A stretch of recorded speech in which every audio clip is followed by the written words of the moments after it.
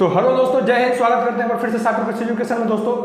तो कल हम लोगों ने पढ़ा था भारत छोड़ो आंदोलन दोस्तों, कैसे शुरुआत हुई, गांधी जी ने किस तरह से ग्वालियर टैंक मुंबई से शुरुआत किया था दोस्तों, और फिर वहाँ 9 अगस्त 1942 से शुरू हो गया था।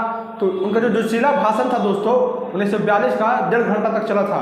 मतलब इतना जोशीला भाषण था कि मतलब भारत के सब लोग प्रभावित हो रहे थे। करो मरो का नारा वहीं से शुरू किया गया था दोस्तों।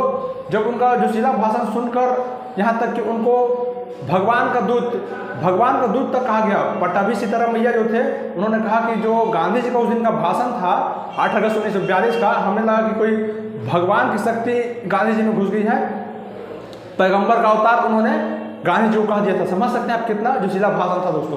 तो जो था भारत छोड़ो आंदोलन भारत के हर हिस्से में हो रहा था, लेकिन इसका राष्ट्रीय स्तर पर कोई नेतृत्व करता नहीं था जब गांधी जी जेल चले गए थे। ठीक है दोस्तों।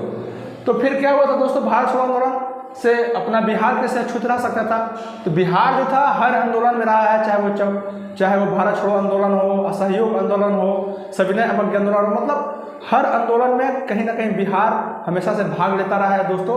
और इतिहास गवाह है कि अधिकतर जो नेता पॉलिटिशियन होते हैं बिहार से ही बनते हैं। भले वो बिहार की आज तरक्की नहीं है, बिहार के नेता जो थे सब चोर चमार तो है ही, आपको तो पता ही है कि बिहार का बड़ा गर्व करके रखे।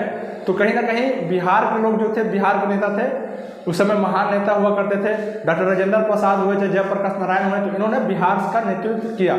तो जब 1942 ईस्वी में दोस्तों भारत छोड़ो आंदोलन हो रहा था, तो बिहार से राजेंद्र प्रसाद थे दोस्तों, फिर जयप्रकाश नारायण, इन लोग नेतृत्व कर रहे थे दोस्तों भारत छोड़ो आंदोलन का। लेकिन जो अंग्रेज था वो किसी को भी नहीं छोड़ रहा था। वो अंग्रेज जो थे ना, बोले कि नहीं सबको गिरफ्तार करो। फिर क्या हुआ कि बिहार में भी आंदोलन शुरू था।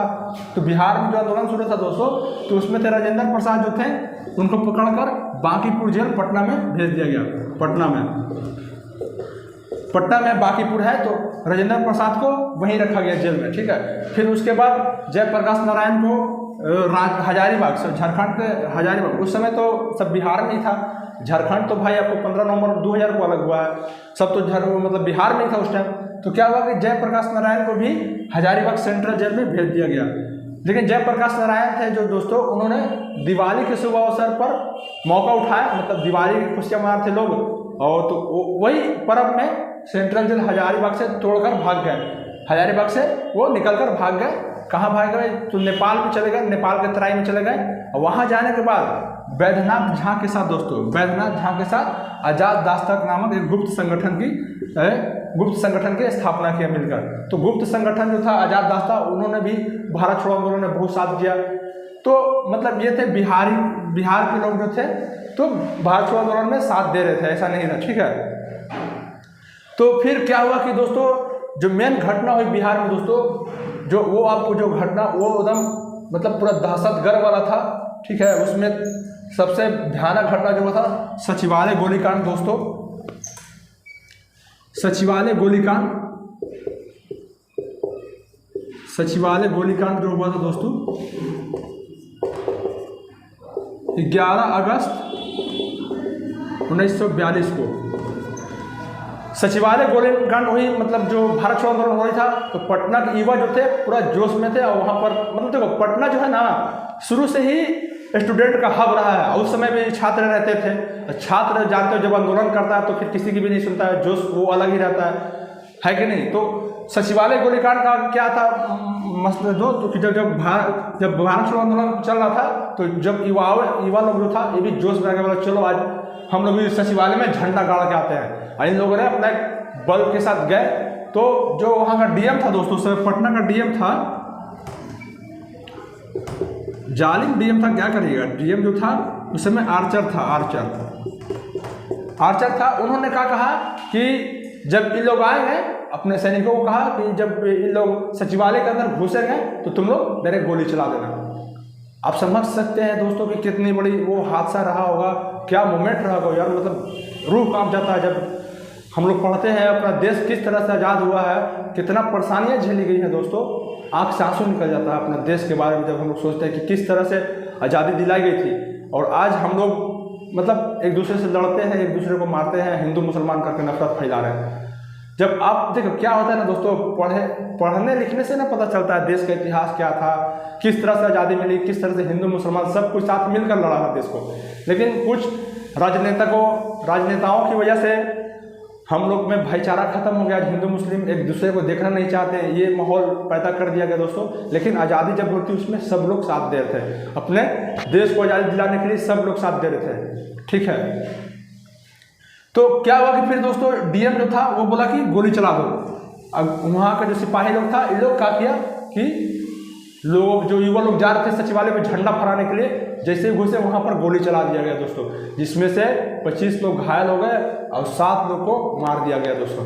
7 लोग को गोली लगी और वो डेथ कर गए। तो बहुत भयानक हुआ, मतलब ये जो आंदोलन था, जो 7 लोग थे वो निम्न है दोस्तों। तो दोस्तों सचिवालय में जो 25 लोग घायल हो गए और 7 लोगों को दोस्तों डायरेक्ट गोली चलाकर मार दिया गया, जिसमें से 7 लोग शहीद हुए। जो निम्न प्रकार है दोस्तों, रामानंद सिंह जी वो थे पटना से थे दोस्तों। ये सब स्टूडेंट थे, उस समय सब पढ़ाई कर रहे थे पटना में। जब भारत छोड़ो आंदोलन हो रहा था उसमें हिस्सा लेने के लिए सब लोग गए थे, बोले थे क्या सचिवालय में झंडा गाड़ के ही आएंगे। तो रामानंद सिंह लोग आगे थे, फ्रंट पे थे, तब इन लोगों को गोली लगा दोस्तों। रामानंद सिंह पटना से थे, राम गोविंद सिंह ये भी पटना के थे, उमाकांत प्रसाद सिन्हा जी ये सारण से थे, राजेंद्र सिंह सारण से थे, जगतपति कुमार बापू ये औरंगाबाद, जो हमारा क्षेत्र औरंगाबाद हुआ दोस्तों, ओबरा के थे ये दोस्तों। ये भी महान मतलब व्यक्ति थे, आज इनके भी बहुत, जो जगतपति कुमार बाबू हैं वो हमारे एरिया औरंगाबाद के थे, ओबरा में इनका घर था दोस्तों। जगतपति कुमार बाबू का औरंगाबाद से थे। सतीश झा जो भागलपुर से थे, और देवीपत चौधरी दोस्तों ये जमालपुर से थे। ये 7 लोग थे जो शहीद हुए दोस्तों वो सचिवालय गोलीकांड में दोस्तों।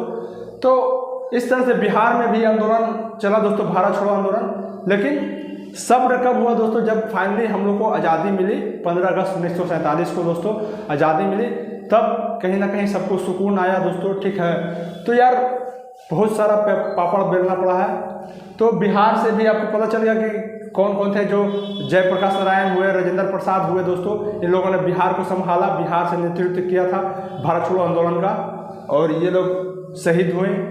तो कहीं ना कहीं दोस्तों भारत छोड़ो आंदोलन हो या देश की आज़ादी में बिहार के लोगों का भी बहुत बड़ा हाथ है, बिहार के नेता लोग भी बहुत शामिल थे उसमें दोस्तों, ठीक है।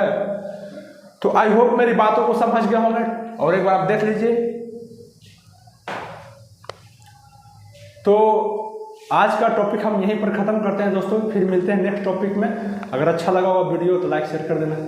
जय हिंद दोस्तों।